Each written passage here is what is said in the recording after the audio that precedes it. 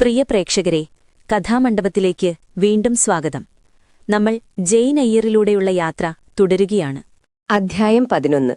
ഒരു നോവലിലെ പുതിയ അധ്യായം ഒരു നാടകത്തിലെ പുതിയ രംഗം പോലെയാണ്. ഞാൻ ഈ തവണ തിരശീല ഉയർത്തുമ്പോൾ വായനക്കാരാ, മിൽക്കോട്ടിലെ ജോർജിന്നലെ ഒരു മുറി നിങ്ങൾ സങ്കൽപ്പിക്കണം. സത്രങ്ങളിലെ മുറികളിൽ കാണാറുള്ള വലിയ ചിത്രപ്പണികളുള്ള ചുവർച്ചിത്രങ്ങളും അത്തരമൊരു പരവതാനിയും ഫർണിച്ചറുകളും അടുപ്പിനു മുകളിലെ അലങ്കാരങ്ങളും ജോർജ് മൂന്നാമന്റെയും വെയിൽസ് രാജകുമാരന്റെയും ചിത്രങ്ങളും വുൾഫിന്റെ മരണത്തിന്റെ ചിത്രീകരണവും ഉൾപ്പെടെയുള്ളവ അവിടെയുണ്ട്. വായനക്കാരാ, ഞാൻ സൗകര്യപ്രദമായി ഇരിക്കുകയാണെന്ന് തോന്നുമെങ്കിലും എന്റെ മനസ്സത്ര ശാന്തമല്ല. കോച്ച് ഇവിടെ നിർത്തുമ്പോൾ എന്നെ സ്വീകരിക്കാൻ ആരെങ്കിലും വരുമെന്ന് ഞാൻ കരുതി. സത്രത്തിലെ ജോലിക്കാരൻ എന്റെ സൗകര്യത്തിനായി വെച്ചുതന്ന മരപ്പടികളിലൂടെ താഴെ ഇറങ്ങുമ്പോൾ ഞാൻ ആകാംക്ഷയോടെ ചുറ്റും നോക്കി. എന്റെ പേര് വിളിക്കുന്നത് കേൾക്കാനും തോൺഫീൽഡിലേക്ക് എന്നെ കൊണ്ടുപോകാൻ ഏതെങ്കിലും വാഹനം കാത്തുനിൽക്കുന്നതും ഞാൻ പ്രതീക്ഷിച്ചു. അനുഭവപരിചയമില്ലാത്ത ഒരു യുവാവിന് ഈ ലോകത്ത് താൻ തികച്ചും ഒറ്റയ്ക്കാണെന്ന് തോന്നുന്നത് എല്ലാ ബന്ധങ്ങളിൽ നിന്നും വേർപെടുത്തപ്പെട്ടതുപോലെയും താൻ പോകേണ്ട തുറമുഖത്തെത്താൻ കഴിയുമോ എന്ന് ഉറപ്പില്ലാത്തതുപോലെയും വിട്ടുപോന്ന ഇടത്തേക്ക് മടങ്ങാൻ പല തടസ്സങ്ങളാൽ തടയപ്പെട്ടതുപോലെയും തോന്നുന്നത് വളരെ ചിത്രമായ ഒരു വികാരമാണ്. സാഹസികതയുടെ ആകർഷണം ആ വികാരത്തെ മധുരമുള്ളതാക്കുന്നു. അഭിമാനത്തിന്റെ തിളക്കം അതിനെ ചൂടുപിടിപ്പിക്കുന്നു. എന്നാൽ ഭയത്തിന്റെ വിറയൽ അതിനെ അസ്വസ്ഥമാക്കുന്നു. അരമണിക്കൂർ കഴിഞ്ഞിട്ടും ഞാൻ ഒറ്റയ്ക്കാണെന്ന് കണ്ടപ്പോൾ ഭയം എന്നിൽ പ്രബലമായി. തോൺഫീൽഡ്. അയാൾ വണ്ടിയുടെ വാതിലടച്ചു പുറത്തുള്ള തന്റെ സീറ്റിലേക്ക് കയറി. ഞങ്ങൾ യാത്ര തിരിച്ചു. സേവകന്റെയും വണ്ടിയുടെയും ലാളിത്യം വെച്ച് നോക്കിയാൽ ഞാൻ ചിന്തിച്ചും, മിസസ് ഫെയർഫാക്സ് എത്ര ആഡംബരമുള്ള ഒരാളായിരിക്കില്ല. അത് നല്ലതാണ്. ഞാൻ ഒരിക്കൽ മാത്രമേ വലിയ ആളുകൾക്കിടയിൽ ജീവിച്ചിട്ടുള്ളൂ. അന്ന് ഞാൻ അവരോടൊപ്പം വളരെ ദുരിതത്തിലായിരുന്നു. ഈ കൊച്ചു പെൺകുട്ടിയല്ലാതെ അവർ ഒറ്റയ്ക്കാണോ താമസിക്കുന്നതെന്ന് ഞാൻ അത്ഭുതപ്പെടുന്നു. അങ്ങനെയാണെങ്കിൽ അവരല്പമെങ്കിലും ദയയുള്ളവളാണെങ്കിൽ എനിക്ക് അവരുമായി ഒത്തുപോകാൻ തീർച്ചയായും കഴിയും. ഞാൻ എന്റെ പരമാവധി ശ്രമിക്കും. ഒരാൾ തന്റെ പരമാവധി ശ്രമിക്കുന്നത് എല്ലായ്പ്പോഴും ഫലം നൽകണമെന്നത് കഷ്ടമാണ്. ലോവുഡിൽ ഞാൻ ആ തീരുമാനമെടുക്കുകയും അത് പാലിക്കുകയും ചെയ്തു. മറ്റുള്ളവരെ പ്രീതിപ്പെടുത്തുന്നതിൽ വിജയിക്കുകയും ചെയ്തു. എന്നാൽ മിസസ് റീഡിന്റെ കാര്യത്തിൽ എന്റെ പരമാവധി ശ്രമങ്ങൾ എപ്പോഴും അവജ്ഞയോടെ തള്ളിക്കളയപ്പെട്ടത് ഞാൻ ഓർക്കുന്നു. മിസസ് ഫെയർഫാക്സ് രണ്ടാമതൊരു മിസസ് റീഡ് ആകാതിരിക്കാൻ ഞാൻ ദൈവത്തോട് പ്രാർത്ഥിക്കുന്നു. എന്നാൽ അവർ അങ്ങനെയാണെങ്കിൽ അവരോടൊപ്പം നിൽക്കാൻ ഞാൻ ബാധ്യസ്ഥയല്ല. ഏറ്റവും മോശമായത് സംഭവിക്കുകയാണെങ്കിൽ എനിക്ക് വീണ്ടും പരസ്യം നൽകാം. ഞാൻ ജനൽ താഴ്ത്തി പുറത്തേക്ക് നോക്കി. മിൽക്കോട്ട് ഞങ്ങൾക്ക് പിന്നിലായിരുന്നു. അവിടുത്തെ വിളക്കുകളുടെ എണ്ണം വെച്ച് നോക്കിയാൽ അത് ലോഡണിനേക്കാൾ വളരെ വലിയൊരു സ്ഥലമാണെന്ന് തോന്നി. വീണ്ടും ഞാൻ പുറത്തേക്ക് നോക്കി. ഞങ്ങളൊരു പള്ളി കടന്നുപോകുകയായിരുന്നു. ആകാശത്തിന് അഭിമുഖമായി അതിന്റെ താഴ്ന്ന വീതിയുള്ള ഗോപുരം ഞാൻ കണ്ടു. അതിന്റെ മണി ഒരു 1/4 മണിക്കൂർ മുഴങ്ങുന്നുണ്ടായിരുന്നു. ഒരു കുന്നിൻ ചരിവിൽ ഗ്രാമത്തെയോ ചെറിയ ജനവാസ കേന്ദ്രത്തെയോ സൂചിപ്പിക്കുന്ന വിളക്കുകളുടെ ഒരു നിരയും ഞാൻ കണ്ടു. ഏകദേശം 10 മിനിറ്റിനു ശേഷം ഡ്രൈവർ താഴെയിറങ്ങി ഒരു ജോഡി ഗേറ്റുകൾ തുറന്നു. ഞങ്ങൾ അതിലൂടെ കടന്നുപോയി. അവ ഞങ്ങൾക്ക് പിന്നിൽ ശബ്ദത്തോടെ അടഞ്ഞു. സുഖപ്രദമായ ഒരു ചെറിയ മുറി, കത്തുന്ന അടുപ്പിനരികിൽ ഒരു വട്ടമേശ, ഉയർന്ന പുറകുവശമുള്ള പഴയ രീതിയിലുള്ള ഒരു ചാരുകസേര, അതിൽ വിധവയുടെ തൊപ്പിയും കറുത്ത സിൽക്ക് ഗൗണും മഞ്ഞുപോലെ വെളുത്ത മസ്ലിൻ ഏപ്രണും ധരിച്ച സങ്കൽപ്പിക്കാൻ കഴിയുന്നതിൽ വെച്ച് ഏറ്റവും വൃത്തിയുള്ള ഒരു പ്രായമായ സ്ത്രീ ഇരിക്കുന്നു.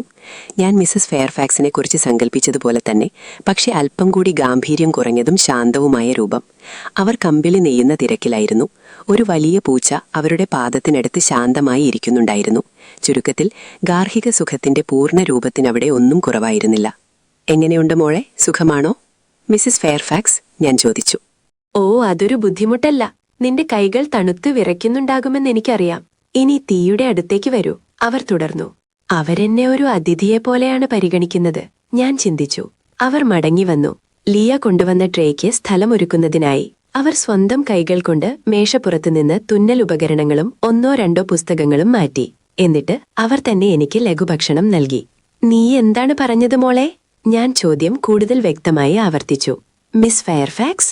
ഓ, നീ ഉദ്ദേശിച്ചത് മിസ് വാരൻസിനെയാണോ? അതെ. എനിക്ക് വളരെ സന്തോഷമായി. അവരെന്റെ എതിർവശത്തിരുന്നു കൊണ്ട് പൂച്ചയെ മടിയിലെടുത്തു പറഞ്ഞു. നീ വന്നതിൽ എനിക്ക് വലിയ സന്തോഷമുണ്ട്. ഇനിയൊരു കൂട്ടാളിയോടൊപ്പം ഇവിടെ താമസിക്കുന്നത് വളരെ സന്തോഷകരമായിരിക്കും. തീർച്ചയായും ഇതെപ്പോഴും സന്തോഷകരമാണ്. കാരണം ടോൺഫീൽഡ് ഒരു നല്ല പഴയ ഹാളാണ്. ഈ അടുത്ത വർഷങ്ങളിൽ അല്പം അവഗണിക്കപ്പെട്ടിട്ടുണ്ടാകാം. എങ്കിലും ഇതൊരു മാന്യമായ സ്ഥലമാണ്. എങ്കിലും ശൈത്യകാലത്ത് മികച്ച മുറികളിൽ പോലും ഒറ്റയ്ക്കിരിക്കുമ്പോൾ ഒരാൾക്ക് വിഷമം തോന്നും. ഞാൻ ഒറ്റയ്ക്കെന്ന് പറയുന്നു. ലിയ തീർച്ചയായും നല്ലൊരു പെൺകുട്ടിയാണ്. ജോണും ഭാര്യയും വളരെ മാന്യരായ ആളുകളാണ്. എന്നാൽ അവർ വെറും വേലക്കാരാണ്. അവരോട് തുല്യനിലയിൽ സംസാരിക്കാൻ കഴിയില്ല. അധികാരം നഷ്ടപ്പെടുമെന്ന ഭയത്താൽ അവരെ കൃത്യമായ അകലത്തിൽ നിർത്തണം.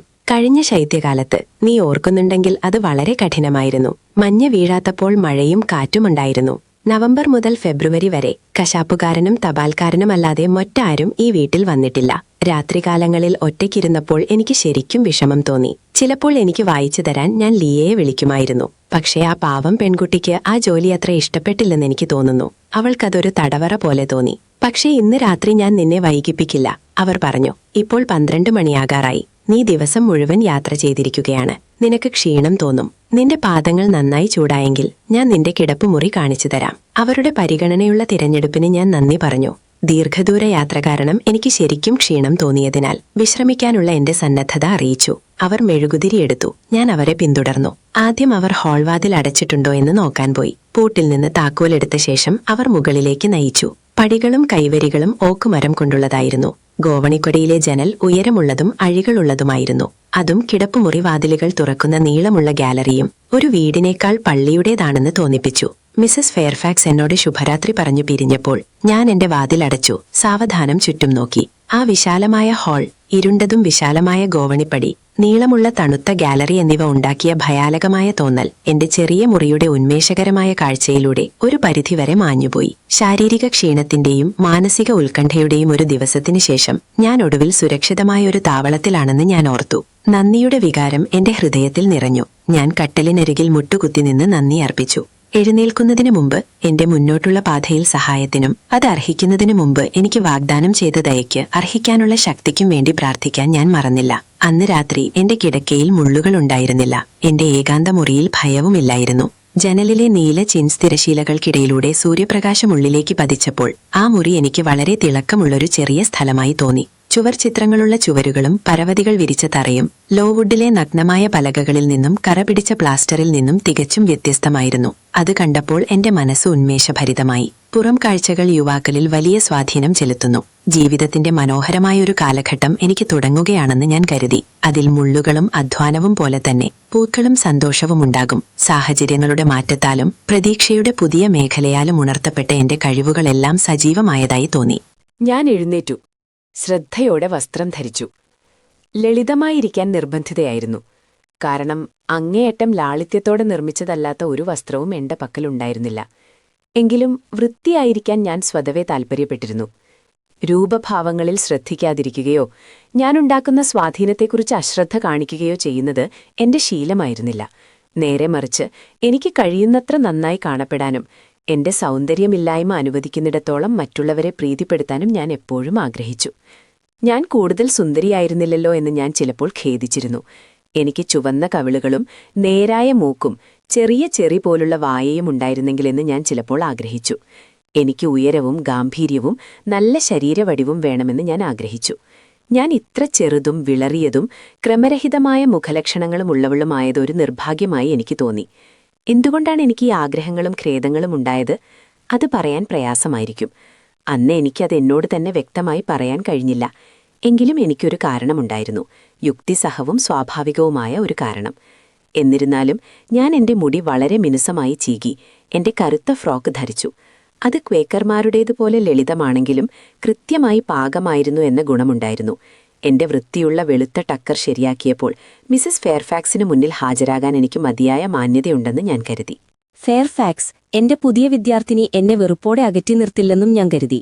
നീളമേറിയതും പരവതാനി വിരിച്ചതുമായ ഗാലറിയിലൂടെ നടന്ന് ഞാൻ ഓക്കുമരത്തിന്റെ വഴുക്കളുള്ള പടികളിറങ്ങി. പിന്നെ ഞാൻ ഹാളിലെത്തി. അവിടെ ഒരു നിമിഷം നിന്നു. ചുവരിലെ ചില ചിത്രങ്ങൾ ഞാൻ നോക്കി. ഒന്നെനിക്ക് ഓർമ്മയുണ്ട്, കവചമണിഞ്ഞൊരു ഭീകരരൂപിയായ മനുഷ്യനെ പ്രതിനിധീകരിക്കുന്നു. മറ്റൊന്ന് പൗഡറിട്ട മുടിയും മുത്തുമാലയും ധരിച്ചൊരു സ്ത്രീയെയും. സീലിംഗിൽ നിന്ന് തൂങ്ങിക്കിടക്കുന്ന ഒരു വെങ്കല വിളക്ക്, കാലപ്പഴക്കം കൊണ്ടും ഉരസൽ കൊണ്ടും കറുത്ത നിറമായ മനോഹരമായി കൊത്തുപണികൾ ചെയ്ത ഓക്ക് തടിയിലുള്ള ഒരു വലിയ ക്ലോക്ക് എന്നിവ ഞാൻ ശ്രദ്ധിച്ചു. എല്ലാം എനിക്ക് വളരെ ഗംഭീരവും പ്രൗഢവുമായി തോന്നി. എന്നാൽ അത്തരം പ്രൗഢികൾ എനിക്ക് അത്ര പരിചിതമായിരുന്നില്ല. പകുതി ഗ്ലാസിട്ട ഹാളിന്റെ വാതിൽ തുറന്നുകിടക്കുകയായിരുന്നു. ഞാൻ ഉമ്മരപ്പടി കടന്നു പുറത്തിറങ്ങി. അതൊരു മനോഹരമായ ശരത്കാല പ്രഭാതമായിരുന്നു. പുലർക്കാല സൂര്യൻ തവിട്ടുനിറമായ മരക്കൂട്ടങ്ങൾക്കും പച്ച പുതച്ച പാടങ്ങൾക്കും മേൽ ശാന്തമായി പ്രകാശിച്ചു. പുൽത്തകടിയിലേക്ക് നടക്കുമ്പോൾ ഞാൻ മുകളിലേക്ക് നോക്കി ആ വലിയ വീടിന്റെ മുൻഭാഗം നിരീക്ഷിച്ചു. അത് 3 നിലകളുള്ളതായിരുന്നു. അത്ര വലുതല്ലെങ്കിലും ഗണ്യമായ വലിപ്പമുണ്ടായിരുന്നു. ഒരു പ്രഭുവിന്റെ വസതിയല്ലെങ്കിലും ഒരു മാന്യന്റെ മാളികയായിരുന്നു അത്. മുകൾ ഭാഗത്തെ കൊത്തളങ്ങൾ അതിന് മനോഹരമായ ഒരു രൂപം നൽകി. അതിന്റെ ചാരനിറത്തിലുള്ള മുൻഭാഗം പക്ഷിക്കൂട്ടങ്ങളുടെ പശ്ചാത്തലത്തിൽ നന്നായി തെളിഞ്ഞു നിന്നു. അവിടത്തെ താമസക്കാരായ പക്ഷികൾ ഇപ്പോൾ പറക്കുകയായിരുന്നു. അവ പുൽത്തകിടിക്കും പറമ്പിനും മുകളിലൂടെ പറന്ന് ഒരു വലിയ പുൽമേട്ടിൽ ചെന്നിരുന്നു. ഒരു താഴ്ന്ന വേലി അവയെ വേർതിരിച്ചിരുന്നു. അവിടെ ഓക്കുമരങ്ങളെപ്പോലെ കരുത്തുറ്റതും പടർന്നു പന്തലിച്ചതുമായ പഴയ മുള്ളൻമരങ്ങളുടെ നിര ആ മാളികയുടെ പേരിന്റെ ഉത്ഭവം പെട്ടെന്ന് വ്യക്തമാക്കി തന്നു. ദൂരെ കുന്നുകളുണ്ടായിരുന്നു. ലോവുഡിന് ചുറ്റുമുള്ളവയെപ്പോലെ അത്ര ഉയരമുള്ളതോ പാറക്കെട്ടുകൾ നിറഞ്ഞതോ ആയിരുന്നില്ല അവ. ജീവിക്കുന്ന ലോകത്തിൽ നിന്നുള്ള വേർതിരിക്കൽ മതിലുകളെപ്പോലെയും തോന്നിയില്ല. എങ്കിലും ശാന്തവും ഏകാന്തവുമായ കുന്നുകളായിരുന്നു അവ. മിൽക്കോട്ടിലെ തിരക്കേറിയ പ്രദേശത്തിന് ഇത്രയടുത്ത് ഇങ്ങനെയൊരു ഏകാന്തത തോൺഫീൽഡിന് ലഭിക്കുമെന്ന് ഞാൻ പ്രതീക്ഷിച്ചിരുന്നില്ല. മരങ്ങൾക്കിടയിൽ മേൽക്കൂരകൾ മറഞ്ഞുകിടക്കുന്ന ഒരു ചെറിയ ഗ്രാമം ആ കുന്നുകളിൽ ഒന്നിന്റെ ചരിവിലേക്ക് പടർന്നു കിടന്നിരുന്നു. ആ പ്രദേശത്തെ പള്ളി തോൺഫീൽഡിന് അടുത്തായിരുന്നു. അതിന്റെ പഴയ ഗോപുരത്തിന്റെ മുകൾ ഭാഗം വീടിനും കവാടങ്ങൾക്കുമിടയിലുള്ള ഒരു കുന്നിൻ മുകളിലൂടെ കാണാമായിരുന്നു. ഞാൻ ആ ശാന്തമായ കാഴ്ചയും ശുദ്ധവായുവും ആസ്വദിക്കുകയായിരുന്നു. പക്ഷികളുടെ കരച്ചിൽ സന്തോഷത്തോടെ കേൾക്കുകയായിരുന്നു. ഹാളിന്റെ വിസ്തൃതവും നരച്ചതുമായ മുൻഭാഗം നോക്കി നിൽക്കുകയായിരുന്നു. മിസസ് നെപ്പോലെയുള്ള ഒരൊറ്റപ്പെട്ട സ്ത്രീക്ക് ഇതൊരു വലിയ ഇടമാണല്ലോ എന്ന് ചിന്തിക്കുകയായിരുന്നു. എന്ത്? അവൾ പറഞ്ഞു. അവൾ ചോദിച്ചു. അതെ, അവൾ പറഞ്ഞു. ഇതൊരു മനോഹരമായ സ്ഥലമാണ്. പക്ഷെ മിസ്റ്റർ വരാതിരുന്നാൽ ഇത് ക്രമം തെറ്റുമെന്ന് ഞാൻ ഭയപ്പെടുന്നു. മിസ്റ്റർ, ഞാൻ വിളിച്ചു പറഞ്ഞു. തോൺഫീൽഡിന്റെ ഉടമസ്ഥൻ അവൾ ശാന്തമായി മറുപടി നൽകി. എനിക്കോ? ദൈവമേ കുട്ടി, എന്തൊരു ചിന്തയാണിത്.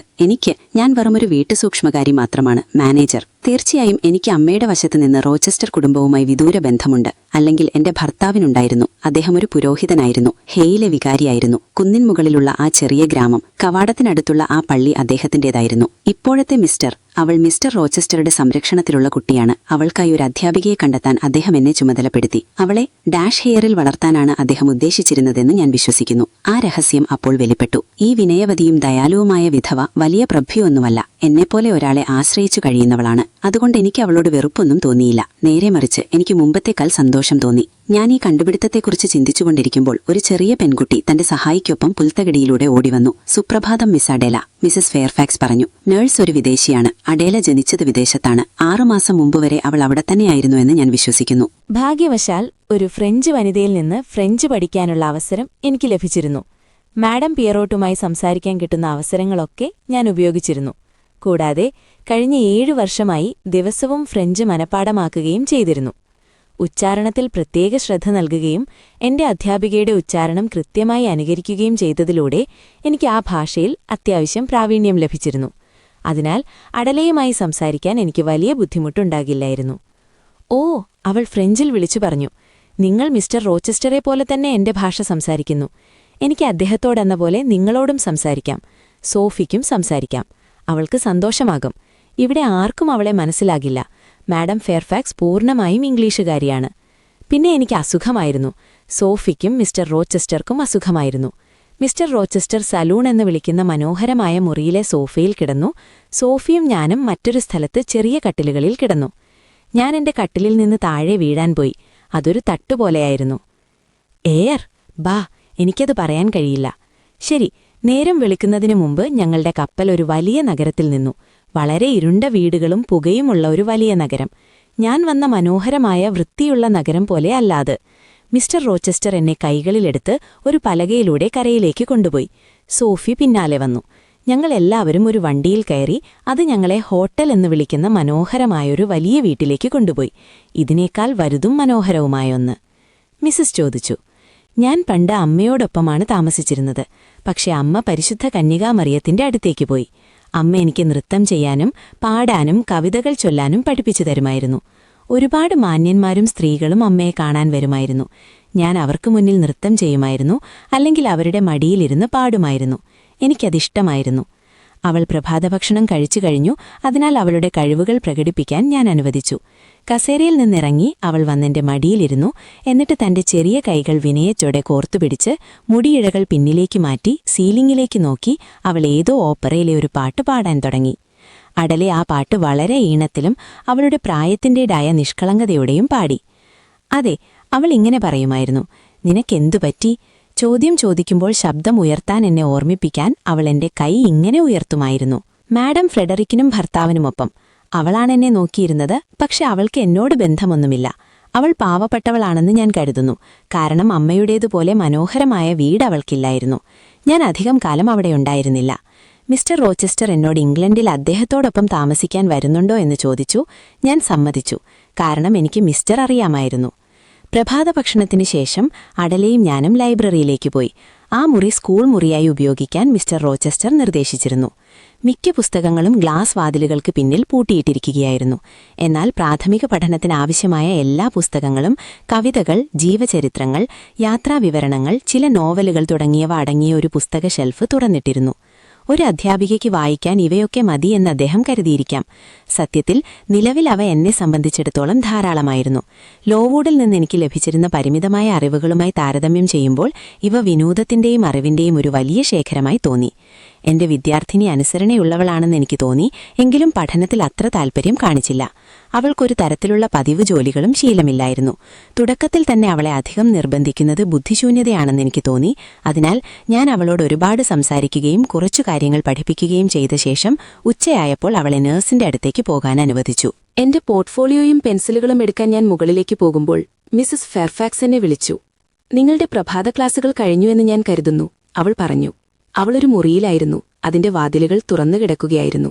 അവൾ വിളിച്ചപ്പോൾ ഞാൻ ഉള്ളിലേക്ക് പോയി. അദ്ദേഹം അല്പം വിചിത്ര സ്വഭാവക്കാരനായിരിക്കാം. അദ്ദേഹം ഒരുപാട് യാത്ര ചെയ്തിട്ടുണ്ട്, ലോകം ഒരുപാട് കണ്ടിട്ടുണ്ട് എന്നാണ് ഞാൻ കരുതുന്നത്. മിസിസ് ഫെയർഫാക്സിൽ നിന്ന് അവരുടെയും എന്റെയും യജമാനനെക്കുറിച്ച് എനിക്ക് ലഭിച്ച വിവരങ്ങൾ ഇത്രമാത്രമായിരുന്നു. വ്യക്തികളുടെയോ വസ്തുക്കളുടെയോ സവിശേഷതകൾ നിരീക്ഷിക്കാനോ വിവരിക്കാനോ കഴിവില്ലാത്ത ചില ആളുകളുണ്ട്. ആ നല്ല സ്ത്രീ തീർച്ചയായും ആ വിഭാഗത്തിൽപ്പെട്ടവളായിരുന്നു. എന്റെ ചോദ്യങ്ങൾ അവരെ കുഴപ്പിച്ചു, പക്ഷെ അവരിൽ നിന്ന് കൂടുതൽ വിവരങ്ങളൊന്നും പുറത്തുവന്നില്ല. മിസ്റ്റർ റോച്ചസ്റ്റർ മിസ്റ്റർ ആയിരുന്നു. ഞങ്ങൾ ഭക്ഷണമുറിയിൽ നിന്ന് ഇറങ്ങിയപ്പോൾ വീടിന്റെ ബാക്കി ഭാഗങ്ങൾ കാണിച്ചു തരാമെന്ന് അവർ പറഞ്ഞു. ഞാൻ അവരുടെ പിന്നാലെ മുകളിലേക്കും താഴേക്കും പോയി. കണ്ട കാഴ്ചകളെയെല്ലാം പ്രശംസിച്ചു, കാരണം എല്ലാം ഭംഗിയായി ക്രമീകരിച്ചിരുന്നു. മുൻവശത്തെ വലിയ മുറികൾ അതിമനോഹരമാണെന്ന് എനിക്ക് തോന്നി. മൂന്നാം നിലയിലെ ചില മുറികൾ ഇരുണ്ടതും ഉയരം കുറഞ്ഞതുമാണെങ്കിലും അവയുടെ പുരാതനമായ അന്തരീക്ഷം കൗതുകകരമായിരുന്നു. താഴത്തെ നിലയിലെ മുറികളിൽ ഉപയോഗിച്ചിരുന്ന ഫർണിച്ചറുകൾ കാലക്രമേണ ഫാഷൻ മാറിയപ്പോൾ ഇവിടേക്ക് മാറ്റിയിരുന്നു. ഇടുങ്ങിയ ജനാലകളിലൂടെ എത്തുന്ന മങ്ങിയ വെളിച്ചത്തിൽ 100 വർഷം പഴക്കമുള്ള കട്ടിലുകൾ കാണാമായിരുന്നു. ഈന്തപ്പനയുടെ ചില്ലകളും മാലാഖമാരുടെ തലകളും കൊത്തിയെടുത്ത ഓക്ക് അല്ലെങ്കിൽ വാൽനട്ട് മരത്തിന്റെ പെട്ടികൾ ഹീബ്രു പെട്ടകത്തിന്റെ മാതൃകകൾ പോലെ തോന്നിപ്പിച്ചു. ഉയർന്ന പുറകുവശമുള്ള ഇടുങ്ങിയ പുരാതന കസേരകളുടെ നിരകൾ, അതിലും പഴയ സ്റ്റൂളുകൾ, അവയുടെ കുഷനുകളിൽ 2 തലമുറകളായി ശവപ്പെട്ടികളിലെ പൊടിയായി മാറിയ വിരലുകൾ തുന്നിയ ചിത്രപ്പണികളുടെ അവശിഷ്ടങ്ങൾ ഇപ്പോഴും കാണാമായിരുന്നു. ഈ അവശിഷ്ടങ്ങളെല്ലാം തോൺഫീൽഡ് ഹാളിന്റെ 3-ാം നിലയ്ക്ക് പഴയകാലത്തെ ഒരു വീടിന്റെ ഓർമ്മകളുടെ ഒരു പുണ്യസങ്കേതത്തിന്റെ ഭാവം നൽകി. ഞാൻ ഇതുവരെ അങ്ങനെയൊന്നും കേട്ടിട്ടില്ല, മിസ്സിസ് മറുപടി നൽകി. അതിനെക്കുറിച്ച് എന്തെങ്കിലും ഐതിഹ്യങ്ങളുണ്ടോ? ഇല്ലെന്നാണ് ഞാൻ വിശ്വസിക്കുന്നത്. അതെ, ജീവിതത്തിന്റെ അശാന്തമായ പനിക്കുശേഷം അവർ നന്നായി ഉറങ്ങുന്നു, ഞാൻ പിറുപിറുത്തു. നിങ്ങളിപ്പോൾ എങ്ങോട്ടാണ് പോകുന്നത് മിസ്സിസ്? ഞാൻ അവരെ പിന്തുടർന്നു. വളരെ ഇടുങ്ങിയ ഗോവണിയിലൂടെ തട്ടിൻപുറത്തേക്കും അവിടെ നിന്ന് ഒരു ഏണിവഴി കെണിവാതിലിലൂടെ ഹാളിന്റെ മേൽക്കൂരയിലേക്കും കയറി. ഞാനിപ്പോൾ കാക്കകളുടെ ആവാസകേന്ദ്രത്തിനൊപ്പമായിരുന്നു. എനിക്ക് അവയുടെ കൂടുകളിലേക്ക് നോക്കാൻ കഴിയുമായിരുന്നു. കൊത്തളങ്ങൾക്ക് മുകളിലൂടെ താഴേക്ക് നോക്കിയപ്പോൾ ഒരു ഭൂപടം പോലെ വിരിച്ചു കിടക്കുന്ന പുരയിടം ഞാൻ കണ്ടു. കൊട്ടാരത്തിന്റെ ചാരനിറത്തിലുള്ള അടിധാരയെ പൊതിഞ്ഞു നിൽക്കുന്ന തിളങ്ങുന്ന വെൽവെറ്റ് പോലുള്ള പുൽത്തകടി, പുരാതന മരങ്ങൾ നിറഞ്ഞ പാർക്ക് പോലെ വിശാലമായ വയൽ, കാട്ടുപാതകളാൽ വിഭജിക്കപ്പെട്ട മങ്ങിയതും ഉണങ്ങിയതുമായ വനം, മരങ്ങളിലെ ഇലകളേക്കാൾ പച്ചപ്പുള്ള പായലുകൾ നിറഞ്ഞ പാതകൾ, കവാടത്തിലെ പള്ളി, റോഡ്, ശാന്തമായ കുന്നുകൾ, എല്ലാം ശരത്കാല സൂര്യപ്രകാശത്തിൽ വിശ്രമിക്കുന്നു. ചക്രവാളം മുത്തുപോലെ വെളുത്ത നിറം കലർന്ന നീലനിറത്തിലുള്ള അനുകൂലമായ ആകാശത്താൽ ചുറ്റപ്പെട്ടിരിക്കുന്നു. ആ കാഴ്ചയിൽ അസാധാരണമായി ഒന്നുമില്ലായിരുന്നു, എങ്കിലും എല്ലാം മനോഹരമായിരുന്നു.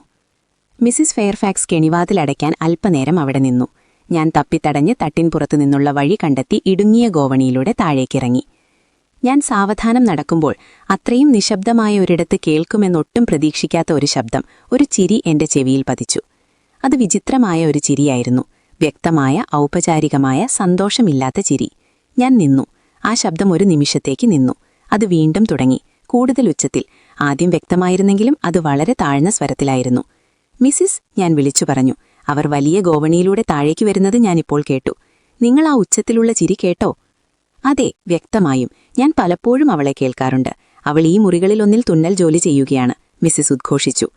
ഗ്രേസ് മറുപടി നൽകുമെന്ന് ഞാൻ ശരിക്കും പ്രതീക്ഷിച്ചില്ല, കാരണം ആ ചിരി ഞാൻ കേട്ടിട്ടുള്ളതിൽ വെച്ച് ഏറ്റവും ദാരുണവും അമാനുഷികവുമായ ഒന്നായിരുന്നു.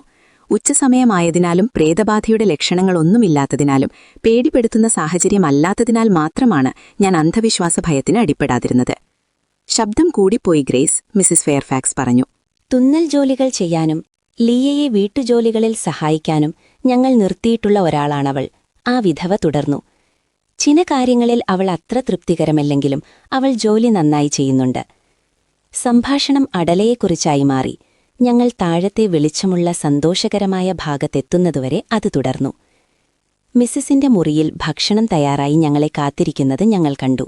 അധ്യായം 12. തോൺഫീൽഡ് ഹാളിലെ എന്റെ ആദ്യത്തെ ശാന്തമായ പ്രവേശനം വാഗ്ദാനം ചെയ്ത സുഗമമായ ഔദ്യോഗിക ജീവിതത്തിന്റെ ഉറപ്പ് ആ സ്ഥലവുമായുള്ള കൂടുതൽ പരിചയത്തിലും അവിടെയുള്ളവരുമായുള്ള അടുപ്പത്തിലും തെറ്റാണെന്ന് തെളിഞ്ഞില്ല.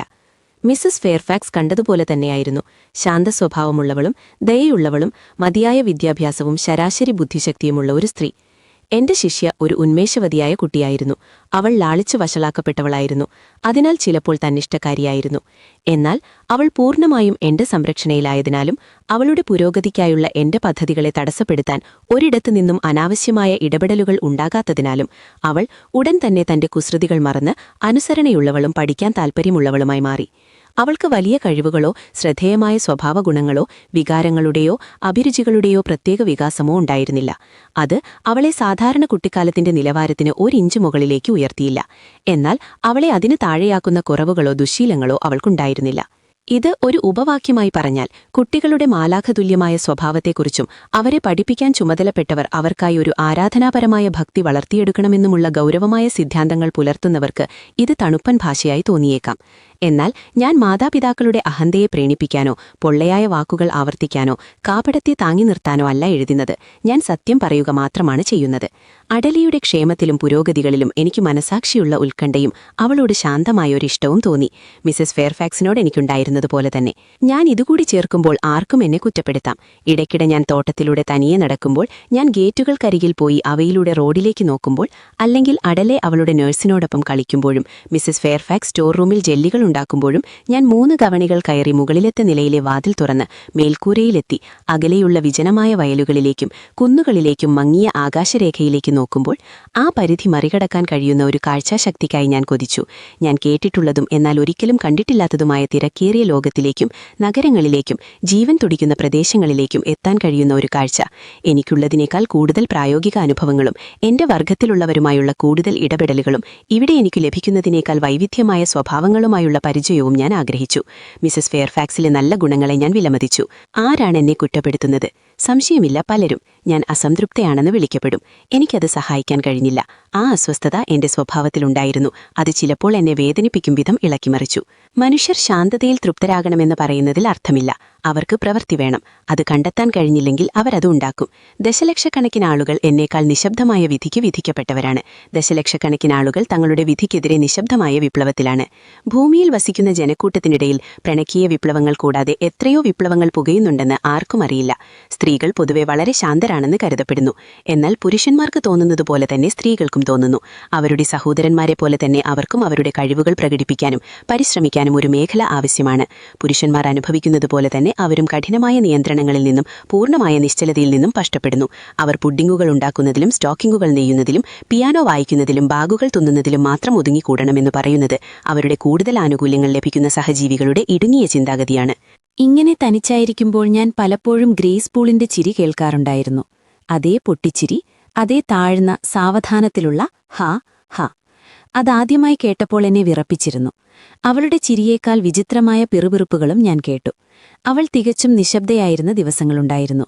എന്നാൽ അവളുണ്ടാക്കുന്ന ശബ്ദങ്ങൾക്ക് എനിക്ക് കാരണം കണ്ടെത്താൻ കഴിയാത്ത മറ്റു ദിവസങ്ങളും ഉണ്ടായിരുന്നു. ഒരു പാത്രം മദ്യവുമായി നിൽക്കുന്ന അവളുടെ രൂപം എപ്പോഴും അവളുടെ സംസാരത്തിലെ വിചിത്രതകൾ ഉണർത്തുന്ന ജിജ്ഞാസയെ തണുപ്പിക്കുന്നതായിരുന്നു. പരുക്കൻ മുഖഭാവമുള്ളവളും ഗൗരവകാരിയുമായ അവളിൽ താൽപ്പര്യം തോന്നിക്കുന്ന ഒന്നും തന്നെ ഉണ്ടായിരുന്നില്ല. ഒക്ടോബർ, നവംബർ, ഡിസംബർ മാസങ്ങൾ കടന്നുപോയി. ജനുവരിയിലെ ഒരു ഉച്ചതിരിഞ്ഞ് മിസസ് ഫെയർഫാക്സ് അടലേക്കൊരു അവധി ചോദിച്ചു. കാരണം അവൾക്ക് ജലദോഷമായിരുന്നു.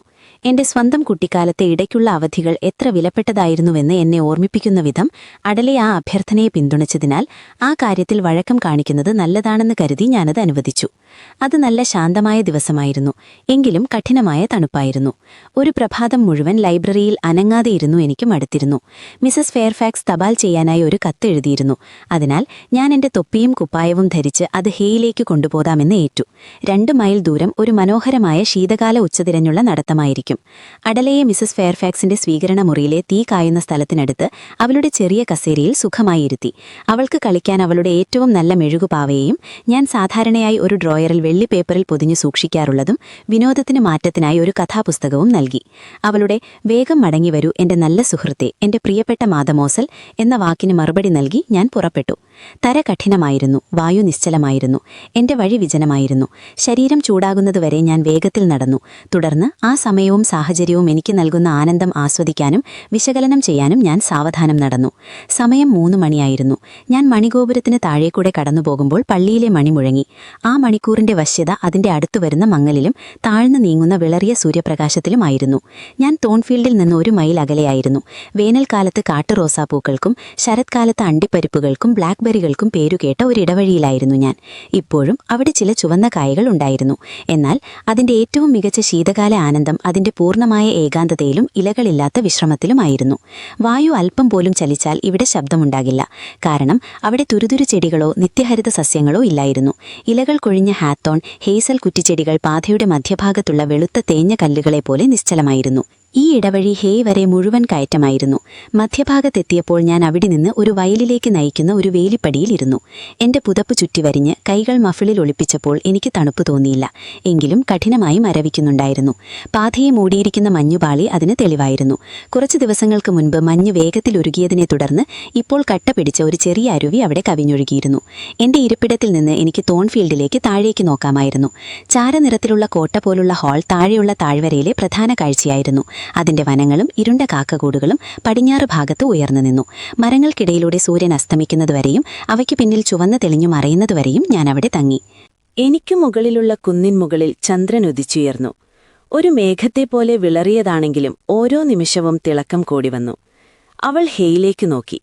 മരങ്ങൾക്കിടയിൽ പകുതിയും മറഞ്ഞ അവിടുത്തെ ചില പുകക്കുഴലുകളിൽ നിന്ന് നീല പുക ഉയരുന്നുണ്ടായിരുന്നു. അതിനിയും 1 മൈൽ അകലെയായിരുന്നു. എങ്കിലും ആ പൂർണ്ണമായ നിശബ്ദതയിൽ അവിടുത്തെ നേർത്ത ജീവിതാരവങ്ങൾ എനിക്ക് വ്യക്തമായി കേൾക്കാമായിരുന്നു. എന്റെ കാതുകൾക്ക് കാറ്റിന്റെ ഒഴുക്കും അനുഭവപ്പെട്ടു.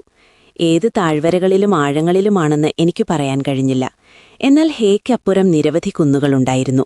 സംശയമില്ലാതെ അവയ്ക്കിടയിലൂടെ നിരവധി അരുവികൾ ഒഴുകുന്നുണ്ടായിരുന്നു. പാതയിലൊരു ശബ്ദം കേട്ടു. ഒരു കുതിര വരുന്നുണ്ടായിരുന്നു. ഇടവഴിയുടെ വളവുകൾ അതിനെ മറച്ചിരുന്നുവെങ്കിലും അതടുത്തു വരികയായിരുന്നു. ഞാൻ വേലിപ്പടിയിൽ നിന്നിറങ്ങുകയായിരുന്നു. എങ്കിലും പാത ഇടുങ്ങിയതായതിനാൽ അത് കടന്നുപോകാൻ ഞാൻ അനങ്ങാതെയിരുന്നു. ആ ദിവസങ്ങളിൽ ഞാൻ ചെറുപ്പമായിരുന്നു. എല്ലാത്തരം ശോഭയുള്ളതും ഇരുണ്ടതുമായ സങ്കല്പങ്ങൾ എന്റെ മനസ്സിൽ നിറഞ്ഞു നിന്നിരുന്നു.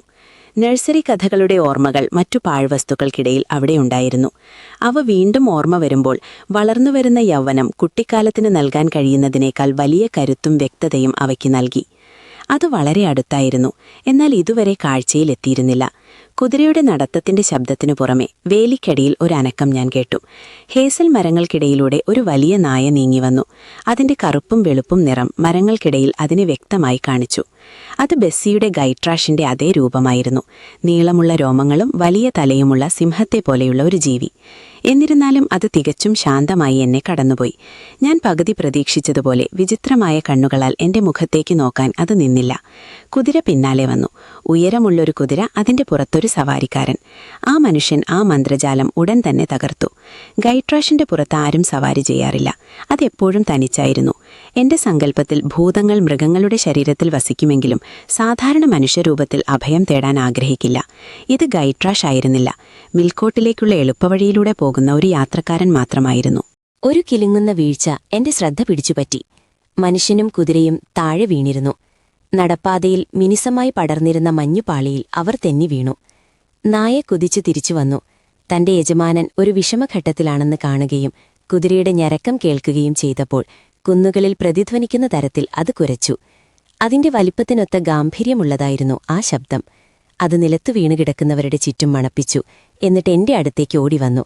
അതിന് ചെയ്യാൻ കഴിയുന്നത് അതുമാത്രമായിരുന്നു. സഹായത്തിനായി വിളിക്കാൻ അവിടെ മറ്റാരുമുണ്ടായിരുന്നില്ല. ഞാൻ അതിനെ അനുസരിച്ചു. ആ യാത്രക്കാരന്റെ അടുത്തേക്ക് നടന്നു. അപ്പോഴേക്കും അദ്ദേഹം തന്റെ കുതിരയിൽ നിന്ന് സ്വയം മോചിതനാകാൻ പാടുപെടുകയായിരുന്നു. നിങ്ങളൊരു വശത്തേക്ക് മാറി നിൽക്കണം. അദ്ദേഹം ആദ്യം മുട്ടുകുത്തിയും പിന്നീട് എഴുന്നേറ്റ് നിന്നും മറുപടി പറഞ്ഞു. ഞാൻ അങ്ങനെ ചെയ്തു. അതിനുശേഷം കിതപ്പും ചവിട്ടും കിലുക്കവും നിറഞ്ഞ ഒരു പ്രക്രിയ ആരംഭിച്ചു. അതോടൊപ്പം നായയുടെ കുലയും കൂടിയായപ്പോൾ ഞാൻ കുറച്ച് വാര അകലേക്ക് മാറി നിന്നു. എങ്കിലും അവസാനം എന്ത് സംഭവിക്കുമെന്ന് കാണാതെ ഞാൻ പൂർണ്ണമായും മാറിപ്പോയില്ല. പകൽ വെളിച്ചത്തിന്റെ അംശം അപ്പോഴും അവശേഷിച്ചിരുന്നു. ചന്ദ്രൻ കൂടുതൽ പ്രകാശിച്ചുകൊണ്ടിരുന്നു. എനിക്ക് അദ്ദേഹത്തെ വ്യക്തമായി കാണാമായിരുന്നു. അദ്ദേഹത്തിന്റെ രൂപം രോമക്കുപ്പായമുള്ളതും ഉരുക്കുകൊളുത്തുകളുള്ളതുമായ ഒരു സവാരിക്കുപ്പായത്താൽ പൊതിഞ്ഞിരുന്നു. അതിന്റെ വിശദാംശങ്ങൾ വ്യക്തമായിരുന്നില്ല. എങ്കിലും ഇടത്തരം ഉയരവും വിസ്താരമുള്ള നെഞ്ചും എനിക്ക് തിരിച്ചറിയാമായിരുന്നു. കടുപ്പമേറിയ മുഖഭാവങ്ങളും കനത്ത പുരികങ്ങളുമുള്ള ഇരുണ്ട മുഖമായിരുന്നു അദ്ദേഹത്തിന്റേത്. അദ്ദേഹത്തിന്റെ കണ്ണുകളും ചുളിച്ച പുരികങ്ങളും ഇപ്പോൾ ദേഷ്യവും നിരാശയും പ്രകടിപ്പിക്കുന്നുണ്ടായിരുന്നു. അദ്ദേഹം യൗവനം പിന്നിട്ടിരുന്നു. എങ്കിലും മധ്യവയസ്സിലെത്തിയിരുന്നില്ല. ഒരുപക്ഷെ അദ്ദേഹത്തിന് 35 വയസ്സുണ്ടാകാം. എനിക്ക് അദ്ദേഹത്തോട് ഭയമോ വലിയ നാണമോ തോന്നിയില്ല. അദ്ദേഹം സുന്ദരനും വീരനുമായ ഒരു യുവാവായിരുന്നെങ്കിൽ അദ്ദേഹത്തിന്റെ ഇഷ്ടത്തിനു വിരുദ്ധമായി അവിടെ നിൽക്കാനോ ചോദിക്കാതെ സഹായം വാഗ്ദാനം ചെയ്യാനോ ഞാൻ ധൈര്യപ്പെടുകയായിരുന്നില്ല. ഞാൻ സുന്ദരനായ ഒരു യുവാവിനെ കണ്ടിട്ടേയില്ലായിരുന്നു. എന്റെ ജീവിതത്തിൽ ഒരിക്കൽ പോലും അങ്ങനെയുള്ള ഒരാളോട് സംസാരിച്ചിട്ടില്ല. മിസ്റ്റർ, നിങ്ങൾക്ക് മിസ്റ്റർ അറിയാമോ?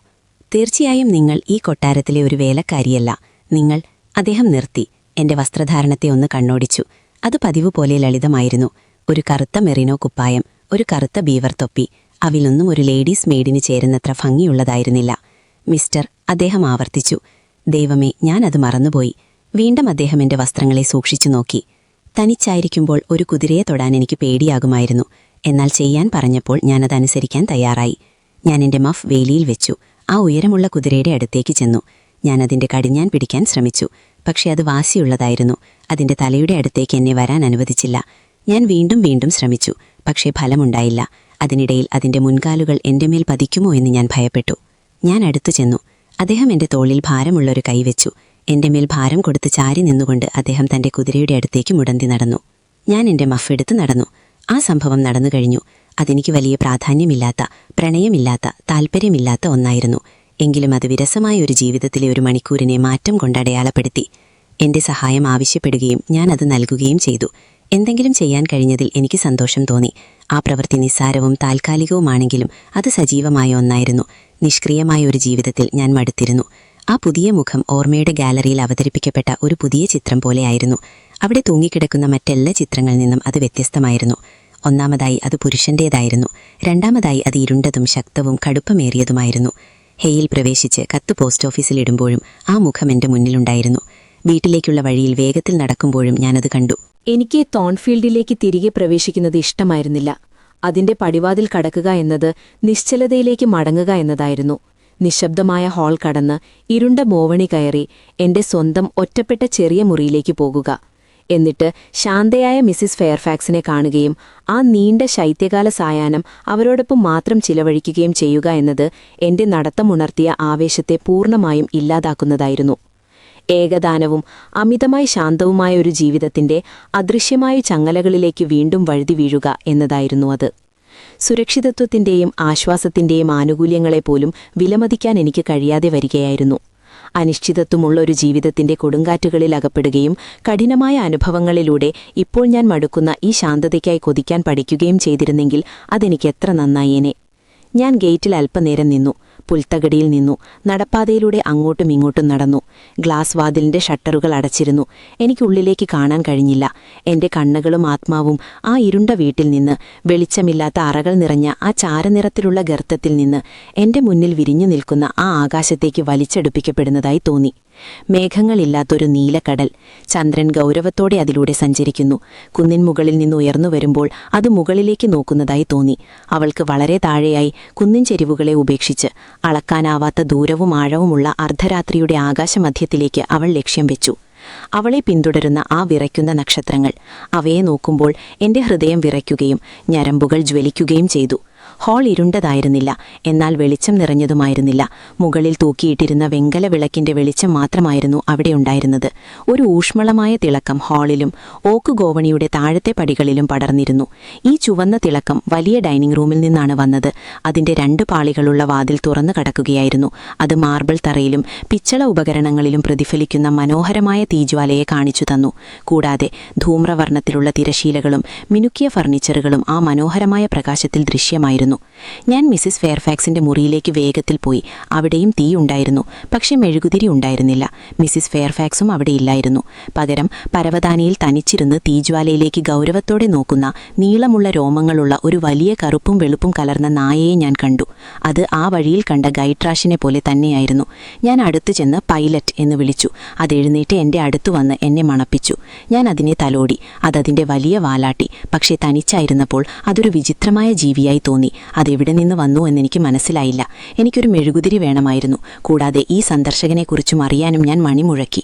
യജമാനനോടൊപ്പം മിസ്റ്റർ? സത്യമാണോ മിസ്സിസ്? ആ, ലിയ അത് കൊണ്ടുവന്നു. മിസ്സിസ് ഫെയർഫാക്സ് അവളെ പിന്തുടർന്ന് അകത്തേക്ക് വന്നു. അവർ ആ വാർത്ത ആവർത്തിച്ചു. സർജനായ മിസ്റ്റർ കാർട്ടർ വന്നിട്ടുണ്ടെന്നും അദ്ദേഹം ഇപ്പോൾ മിസ്റ്റർ കൂടെയാണെന്നും അവർ കൂട്ടിച്ചേർത്തു.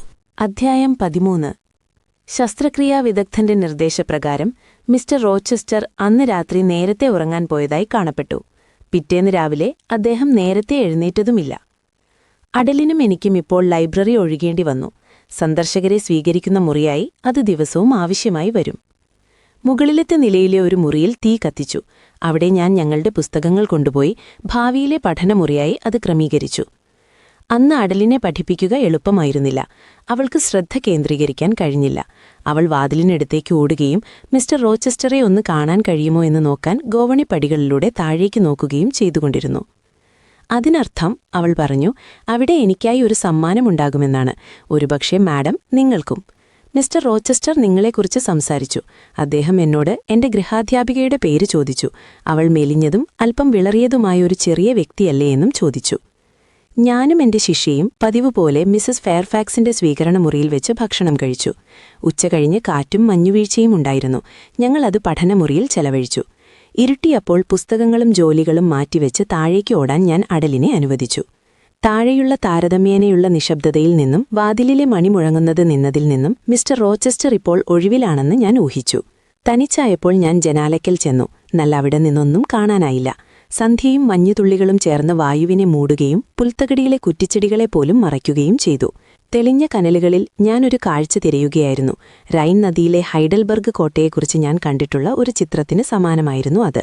അപ്പോഴാണ് മിസസ് ഫെയർഫാക്സ് വന്നത്.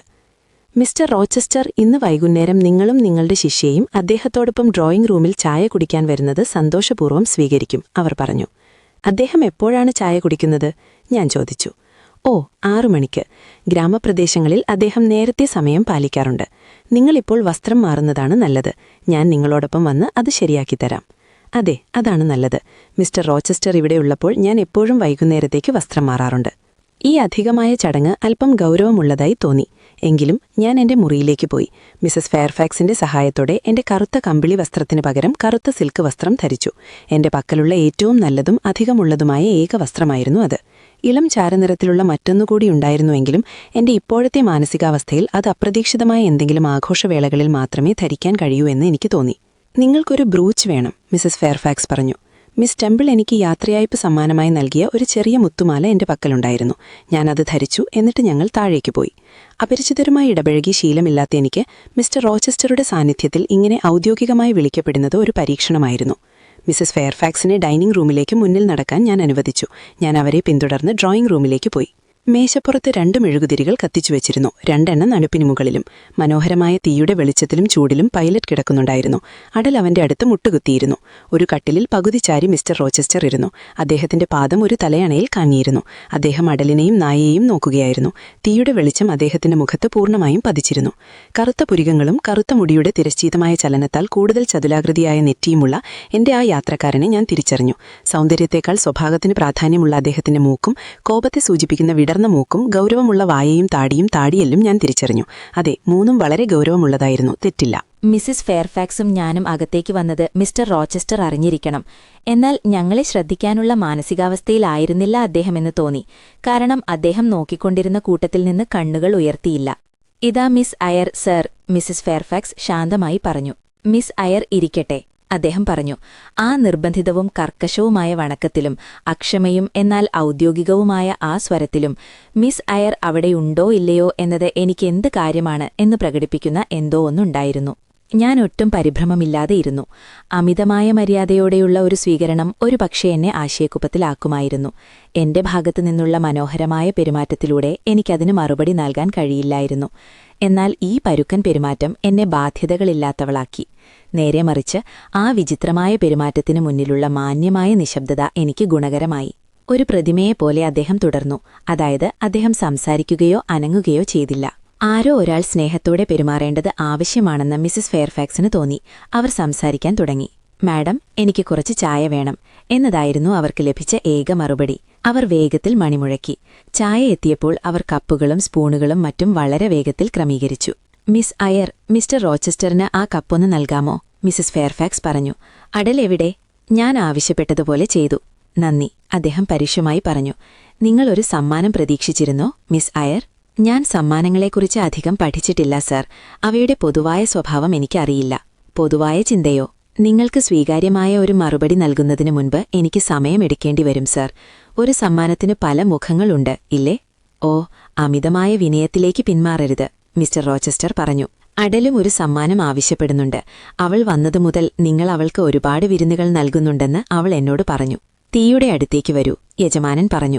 ചായപാത്രങ്ങൾ മാറ്റുകയും മിസ്സിസ് ഫെയർഫാക്സ് തന്റെ തുന്നൽ ജോലിയുമായി ഒരു മൂലയിലിരിക്കുകയും ചെയ്തപ്പോൾ അടൽ എന്നെ കൈപിടിച്ച് മുറിക്ക് ചുറ്റും കൊണ്ടുപോയി അലമാരകളിലെ മനോഹരമായ പുസ്തകങ്ങളും അലങ്കാരങ്ങളും കാണിച്ചു തരികയായിരുന്നു. ഇരിക്കൂ, അദ്ദേഹം ആവർത്തിച്ചു. ഞാനിരുന്നു. നിങ്ങൾ ലവ്വുഡ് സ്കൂളിൽ നിന്നാണ് വരുന്നത്, അല്ലേ? അതെ സർ. ആ, ഒരു ജീവകാരുണ്യ സ്ഥാപനം. നിങ്ങൾ എത്ര കാലം അവിടെയുണ്ടായിരുന്നു? 8 വർഷം. 8 വർഷം. നിങ്ങൾ ജീവിതത്തോട് കടുത്ത ആഗ്രഹമുള്ളവളായിരിക്കണം. അത്തരമൊരു സ്ഥലത്ത് പകുതി സമയം കൊണ്ടുതന്നെ ഏതൊരു ശരീരപ്രകൃതിയും തളർന്നു പോകുമെന്ന് ഞാൻ കരുതി. നിങ്ങൾക്ക് മറ്റൊരു ലോകത്തിന്റെ ലുക്കുള്ളതിൽ അത്ഭുതമില്ല.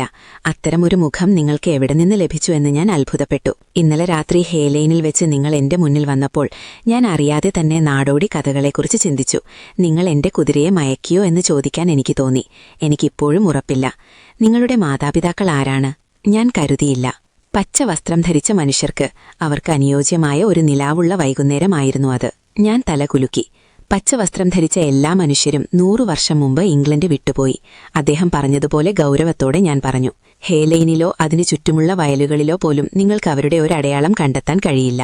മിസ്സിസ് ഫെയർഫാക്സ് തന്റെ തുന്നൽ ജോലി നിർത്തി. എന്റെ സംസാരം പരിധി വിട്ടുപോകുന്നുവെന്ന് അവർ കരുതുന്നതുപോലെ തോന്നി. ശരി, മിസ്റ്റർ റോച്ചസ്റ്റർ തുടർന്നു. നിങ്ങൾ മാതാപിതാക്കളെ നിഷേധിക്കുകയാണെങ്കിൽ നിങ്ങളുടെ ബന്ധുക്കൾ ആരാണ്? എനിക്കാരുമില്ല. ഒരിക്കലും ഉണ്ടായിരുന്നില്ല എന്ന് ഞാൻ കരുതുന്നു. നിങ്ങൾ മേഘങ്ങളിൽ നിന്ന് വീണതാണോ? അല്ല സർ, എനിക്ക് അവരെക്കുറിച്ച് ഓർമ്മയുണ്ട്. പക്ഷെ അവർ മരിച്ചുപോയി. പിന്നെ നിങ്ങൾ എങ്ങനെ ഇവിടെ എത്തി? ഞാൻ പരസ്യം നൽകി. മിസ്സിസ് ഫെയർഫാക്സ് എന്റെ പരസ്യത്തിന് മറുപടി നൽകി. അതെ, ആ നല്ല സ്ത്രീ പറഞ്ഞു. ഞങ്ങളിപ്പോൾ ഏതു വിഷയത്തെക്കുറിച്ചാണ് സംസാരിക്കുന്നതെന്ന് അവർക്ക് മനസ്സിലായി. ദൈവം എന്നെക്കൊണ്ടെടുപ്പിച്ച ആ തീരുമാനത്തിന് ഞാൻ എന്നും നന്ദിയുള്ളവളാണ്. അവളുടെ സ്വഭാവത്തെക്കുറിച്ച് പറയാൻ നിങ്ങൾ കഷ്ടപ്പെടേണ്ട, മിസ്റ്റർ റോച്ചസ്റ്റർ മറുപടി പറഞ്ഞു. സ്തുതികൾ എന്നെ സ്വാധീനിക്കില്ല. ഞാൻ തന്നെ തീരുമാനിച്ചുകൊള്ളാം. അവൾ അടലിനെ പതിപ്പിക്കാൻ രുവങ്ങിയോ? അവൾ ഇതിനകം തന്നെ വലിയ പുരോഗതി കൈവരിച്ചിട്ടുണ്ട്, മിസസ് ഫെയർഫാക്സ് പറഞ്ഞു. നിങ്ങൾ വളരെ ശാന്തയാണ്. ഇല്ല, എന്ത്? ഒരു തുടക്കക്കാരി തന്നെ പുരോഹിതനെ ആരാധിക്കുന്നില്ലേ? എനിക്ക് മിസ്റ്റർ ബ്രോക്കൽഹേഴ്സ്റ്റിനെ ഇഷ്ടമല്ലായിരുന്നു. ആ വികാരത്തിൽ ഞാൻ ഒറ്റയ്ക്കായിരുന്നില്ല. അത് വളരെ തെറ്റായ ലാഭമായിരുന്നു, മിസസ് ഫെയർഫാക്സ് പറഞ്ഞു. എത്ര വയസ്സായി നിങ്ങൾക്ക്? മിസ്റ്റർ റോച്ചസ്റ്റർ ചോദിച്ചു. കണക്ക് ഉപയോഗപ്രദമാണെന്ന് നിങ്ങൾ കാണുന്നു.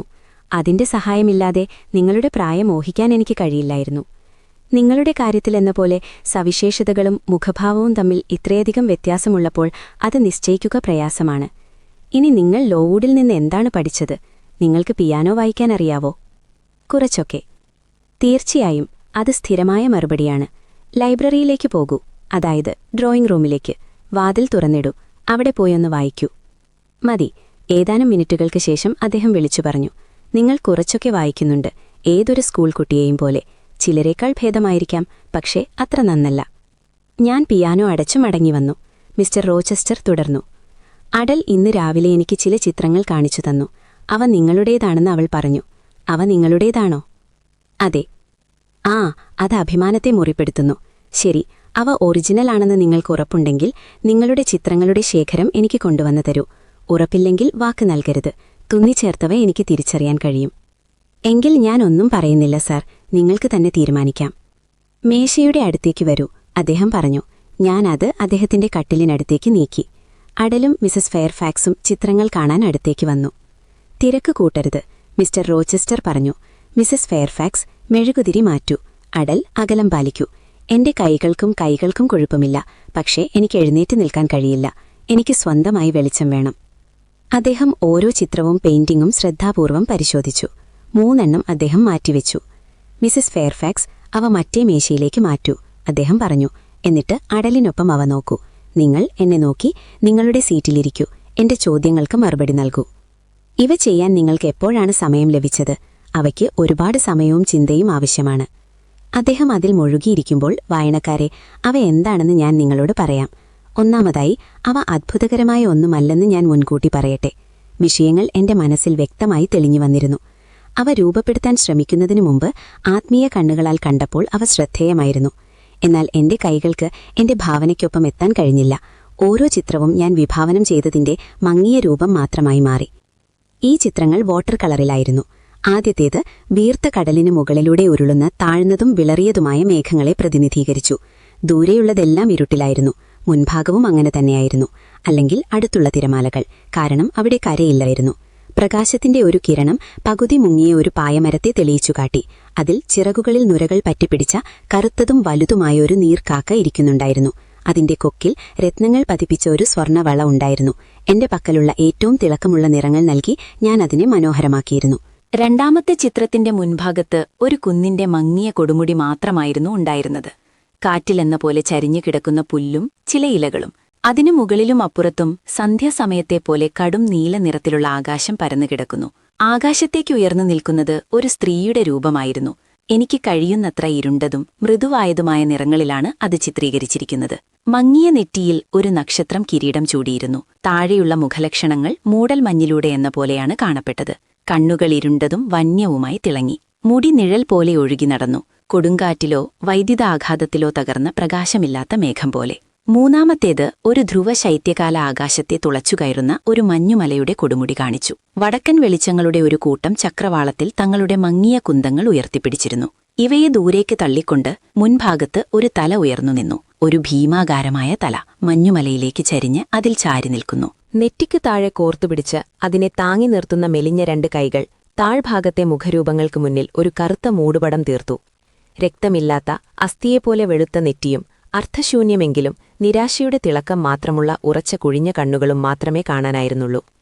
നെറ്റിക്ക് മുകളിൽ മേഘത്തെപ്പോലെ അവ്യക്തമായ കറുത്ത വസ്ത്രത്തിന്റെ ചുറ്റിവെച്ച തലപ്പാവുകൾക്കിടയിൽ കൂടുതൽ കടും നിറത്തിലുള്ള തിളക്കങ്ങളുള്ള മുത്തുകൾ പതിച്ച വെളുത്ത അഗ്നിയുടെ ഒരു വലയം മിന്നി തിളങ്ങി. മിസ്റ്റർ ചോദിച്ചു. ഞാൻ അതിൽ മുഴുകിയിരിക്കുകയായിരുന്നു സാർ. അതെ, ഞാൻ സന്തോഷവതിയുമായിരുന്നു. അതുകൊണ്ട് വലിയ കാര്യമൊന്നുമില്ല. നിങ്ങളുടെ തന്നെ കണക്കനുസരിച്ച് നിങ്ങളുടെ സന്തോഷങ്ങൾ കുറവായിരുന്നു.